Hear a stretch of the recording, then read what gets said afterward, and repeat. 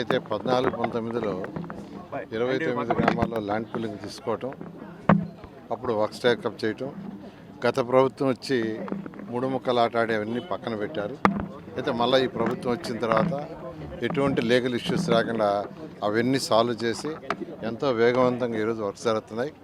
అనుకున్న ప్రకారం యాక్చువల్గా వర్క్స్ అన్నీ పూర్తవడం జరుగుతుంది. 2014-19లో అయితే ఎలక్షన్స్కి ముందు 1 year ముందే వర్క్ స్టాకప్ చేసింది. అందువల్ల అవన్నీ పూర్తి కాల. కానీ ఇప్పుడైతే యాక్చువల్గా అన్ని వర్క్స్ టోటల్గా స్టార్ట్ అయిపోయినాయి.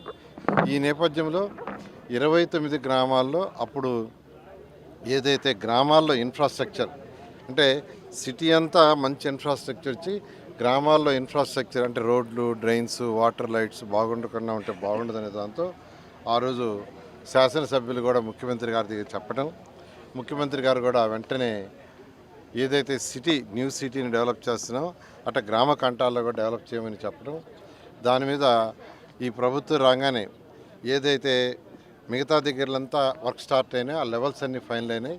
దాన్ని బేస్ చేసుకొని గ్రామాల్లో కూడా లెవెల్స్